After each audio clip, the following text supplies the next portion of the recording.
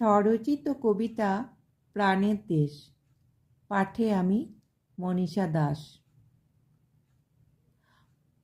পাহাড় ঘেরা নদী নালা মাঝে আমার প্রাণের দেশ, সেই সোদা মাটির গন্ধ বাতাসে সজীব খাঁটি, নেই তো ছদ্মবেশ।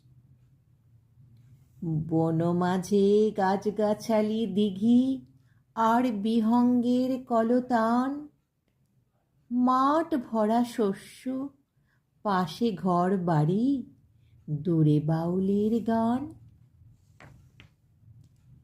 বিশুদ্ধ জল নির্মল বায়ু বহে, শস্য শ্যামলা মাঠ, নেই তো স্বার্থপরতা ছল চাতুরি, শনি মঙ্গলে বসে হাট।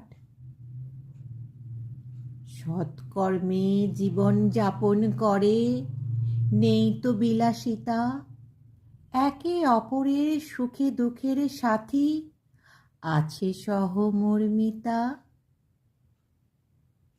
পরিশ্রমের ফসল ভাগ করে খায়, একতার মাঝে সফল, ঝড় ঝঞ্ঝাটের মোকাবিলা করে একসাথে, সহজ সরল নয় তো দুর্বল।